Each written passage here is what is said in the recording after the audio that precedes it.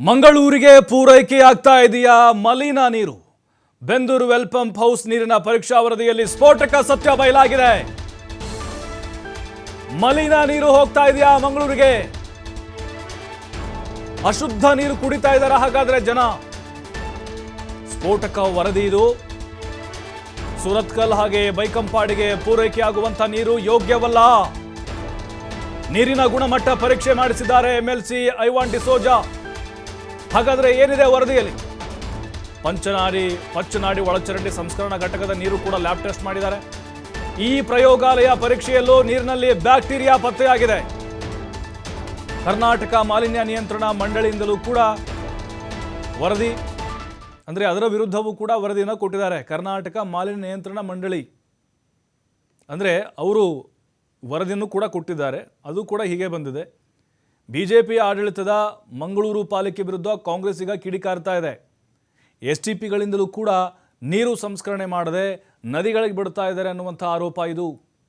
CM ಸಿದ್ದರಾಮಯ್ಯಗೆ ಈ ಬಗ್ಗೆ ದೂರು ಕೊಡೋಕೆ ಐವಾನ್ ಡಿಸೋಜಾ ಅವರು ಸಿದ್ಧತೆ ಮಾಡಿಕೊಳ್ತಾ ಇದ್ದಾರೆ. ಲ್ಯಾಬ್ ರಿಪೋರ್ಟ್ ಹಾಗೆ ಸತ್ಯಶೋಧನಾ ವರದಿ ಸಹಿತ ದೂರು ಕೊಡೋಕೆ ಎಲ್ಲ ತಯಾರಿಗಳನ್ನು ಮಾಡಿಕೊಳ್ತಾ ಇದ್ದಾರೆ. ನೀರಿನ ಗುಣಮಟ್ಟ ಈಗ ವರದಿ ಬಂದಿದೆ. ಅದರಲ್ಲಿ ಬ್ಯಾಕ್ಟೀರಿಯಾ ಪತ್ತೆಯಾಗಿದ್ದಾವೆ. ಇದೇ ನೀರನ್ನು ಮಂಗಳೂರಿನ ಜನರಿಗೆ ಕುಡಿಯೋಕೆ ಇವರು ಬಿಡ್ತಾ ಇದ್ದಾರಾ? ಅಲ್ಲಿ ಅದನ್ನು ನಿರ್ವಹಣೆ ಮಾಡುವಂಥದ್ದು ಜವಾಬ್ದಾರಿ ಸ್ಥಳೀಯ ಪಾಲಿಕೆಯವ್ರದ್ದಾಗುತ್ತೆ. ಅಲ್ಲಿ BJP ಆಡಳಿತದಲ್ಲಿದೆ. ನೀರಿನ ಸಂಸ್ಕರಣಾ ಘಟಕಗಳೇನಿದ್ದಾವೆ ಅಲ್ಲಿ ಯಾವ ರೀತಿಯಾಗಿ ನೀರನ್ನು ಶುದ್ಧ ಮಾಡಲಾಗ್ತಾ ಇದೆ, ಏನಿವ್ರದ್ದು ನಿರ್ವಹಣೆ, ಹೇಗೆಲ್ಲ ನಿಭಾಯಿಸ್ತಾ ಇದ್ದಾರೆ, ಯಾರಿಗೆಲ್ಲ ಟೆಂಡರ್ ಕೊಟ್ಟಿದ್ದಾರೆ, ಅದನ್ನು ನಿಭಾಯಿಸಿದಂಥವ್ರು ಯಾರು, ಇದು ನೋಡಿ ಎಲ್ಲವೂ ಕೂಡ ಇದು ಆಳವಾಗಿ ತನಿಖೆ ಆಗಬೇಕಾಗಿದೆ. ಯಾಕಂತ ಹೇಳಿದ್ರೆ ಜನ ಈಗ ಅದೇ ನೀರನ್ನು ಕುಡಿತಾ ಇದ್ದಾರೆ. ಈಗ ಟೆಸ್ಟ್ ಮಾಡಿದಂತಹ ಸಂದರ್ಭದಲ್ಲಿ ಪಚ್ಚನಾಡಿ ಒಳಚರಂಡಿ ಸಂಸ್ಕರಣಾ ಘಟಕದ ನೀರು ಕೂಡ ಲ್ಯಾಬ್ ಟೆಸ್ಟ್ಗೆ ಕೊಟ್ಟಿದ್ದಾರೆ. ಅಂದರೆ ಅದು ಫಿಲ್ಟರ್ ಆಗಿ ಯಾವ ರೀತಿ ಆಗ್ತಾ ಇದೆ, ವೈಜ್ಞಾನಿಕವಾದಂಥ ವರದಿಗಳು ಬಹಿರಂಗ ಆಗ್ತಾ ಇದ್ದಾವೆ. ಈಗ ಸೂರತ್ಕಲ್ಲು ಹಾಗೆ ಬೈಕಂಪಾಡಿ ಈ ಎರಡೂ ಸ್ಥಳಗಳಿಗೆ ಹೋಗುವಂತಹ ನೀರು ಕುಡಿಯೋಕೆ ಯೋಗ್ಯವಲ್ಲ. ಜೊತೆಗೆ ಬೆಂದೂರು ವೆಲ್ ಪಂಪ್ ಹೌಸ್ ಏನಿದೆ ಅಲ್ವಾ, ಅಲ್ಲೂ ಕೂಡ ವರದಿಯನ್ನು ಮಾಡಲಾಗಿದೆ. ಸ್ಫೋಟಕವಾದಂಥ ಕೆಲವು ಅಂಶಗಳು ಇಲ್ಲಿ ಬಹಿರಂಗ ಆಗಿದೆ.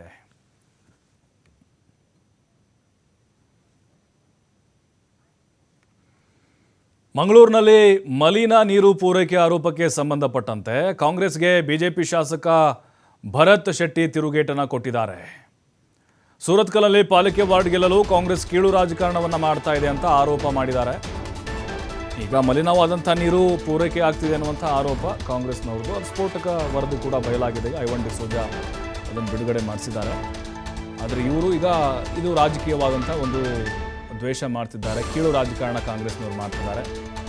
ನಮಗೆ ಈ ಬಗ್ಗೆ ಜನರಿಂದ ಯಾವುದೇ ದೂರುಗಳು ಬರ್ತಾ ಇಲ್ಲ. ದೂರುಗಳು ಬಂದರೆ ನಾವು ಕ್ರಮವನ್ನು ಕೈಗೊಳ್ಳುತ್ತೇವೆ. ಎಲ್ಲ ಪಂಪ್ಗಳಲ್ಲಿ ಅಲ್ಲಿನ ಲ್ಯಾಬ್ಗಳ ಮೂಲಕವೇ ಟೆಸ್ಟ್ ಆಗಿ ನೀರು ಪೂರೈಕೆ ಆಗುತ್ತೆ ಅಂತ ಹೇಳಿದ್ದಾರೆ.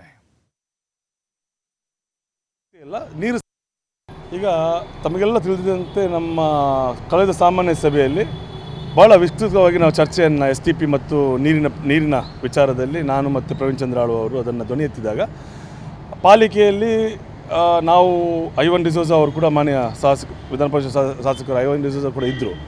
ಆಗ ಅವರೇನು ಡಿಮ್ಯಾಂಡ್ ಮಾಡಿದ್ರು ಅಂತ ಹೇಳಿದ್ರೆ, ಇದನ್ನು ನೀವು ಒಂದು ಸತ್ಯಶೋಧನಾ ಸಮಿತಿ ನಾವು ಜಂಟಿಯಾಗಿ ಮಾಡಬೇಕು, ಎಲ್ಲರೂ ಸೇರಿಕೊಂಡು ಇದನ್ನು ಸಾಲ್ವ್ ಮಾಡಬೇಕು ಅಂತ. ಆಗ ಅಲ್ಲಿಂದ ನಮಗೆ ಯಾವುದೇ ಜನರಿಂದ ಮೊದಲೇದಾಗಿ ಕಂಪ್ಲೇಂಟ್ ಬಂದಿದ್ದರೆ ನಾವು ಅದರ ಬಗ್ಗೆ ಇಮಿಡಿಯೇಟಾಗಿ ಆ್ಯಕ್ಷನ್ ತೆಗಿತೇವೆ. ಕಳಂಕ ನೀರು ಬರ್ತಾಯಿದೆ ಅಥವಾ ಸಮಸ್ಯೆ ಬರ್ತಾಯಿದೆ ಅನ್ನುವಂಥದ್ದು. ಎರಡನೇ ವಿಷಯ, ಎಲ್ಲ ಪಂಪ್ಗಳಲ್ಲಿ ಪಂಪಿಂಗ್ ಆಗುವಂಥ ಸಮಯದಲ್ಲಿ ಅಲ್ಲಿ ಟ್ಯಾಂಕ್ನಲ್ಲಿ ಟೆಸ್ಟ್ ಆಗ್ತದೆ, ಲ್ಯಾಬ್ಸ್ ಇದೆ. ಟೆಸ್ಟ್ ಆಗಿ ನೀರನ್ನು ಅಲ್ಲಿಂದ ಬಿಡೋದು. ಅಲ್ಲಿಂದ ಬಿಟ್ಟು ಅದು ಸುರತ್ಕಲ್ ಲೈನ್ ಅಂತ ಹೇಳಿದ್ರೆ ಅದು ಬೆಂದೂರಲ್ಲಿಗೆ ಬರ್ತದೆ, ಅಲ್ಲಿಂದ ಆಗ್ತದೆ, ಮತ್ತು ಅಲ್ಲಿಂದ ಪಣಂಬೂರಿಗೆ ಹೋಗುವಂಥ ಲೈನ್ ಅದು. ಅಲ್ಲಿ ಟೆಸ್ಟ್ ಆಗಿ ಹೋಗುವಂಥದ್ದು. ಇವರು ಯಾವ ನೀರು ತೊಗೊಂಡೋಗಿದ್ದಾರೆ, ಯಾವ ರೀತಿಯ ರಾಜಕೀಯ ಮಾಡ್ತಾಯಿದ್ದಾರೆ, ಇವ್ರಿಗೆ 1 ವರ್ಷ ಹಿಂದೆ ಯಾಕಿದ್ದು ನೆನಪಾಗಲಿಲ್ಲ. ಕಾರ್ಪೊರೇಷನ್ ಚುನಾವಣೆ ಈಗ 2-3 ತಿಂಗಳಲ್ಲಿ ಬರುವಂಥ ಸಾಧ್ಯತೆ ಇದೆ. ಅವಧಿ ಮುಗಿತದೆ. ಅವಧಿ ಮುಗುವಂಥ ಸಂದರ್ಭದಲ್ಲಿ ಇವರಿಗಿದು ಈ ವಿಷಯ ನೆನಪಾಯ್ತಾ? ಒಂದು ವಿಷಯ. ಎರಡನೇದು, ನಮಗೆ ಮಂಗಳೂರಲ್ಲಿ ಬೇರೆ UGDಯ ಬಹಳಷ್ಟು ಸಮಸ್ಯೆಗಳಿದೆ. 1 ವರ್ಷದಿಂದ SRFಿಂದ ಒಂದೇ ಒಂದು ಫಂಡು ರಾಜ್ಯ ಸರ್ಕಾರದಿಂದ ರಿಲೀಸ್ ಆಗ್ತಾಯಿಲ್ಲ. ಇವರು ಮೊದಲು ಅಭಿವೃದ್ಧಿ ಮಾಡಲಿಕ್ಕೆ ನಮ್ಗೆ ಸ್ವಲ್ಪ ಫಂಡನ್ನು ರಿಲೀಸ್ ಮಾಡುವಂಥ ವ್ಯವಸ್ಥೆ ಮಾಡಲಿ. ನಾವು ಖಾಲಿ ಮಹಾನಗರ ಪಾಲಿಕೆ ಟ್ಯಾಕ್ಸ್ ಪೇಯರ್ಸ್ ಹಣ ಏನಿದೆ ಅದರನ್ನೇ ನಾವು ವ್ಯವಸ್ಥೆ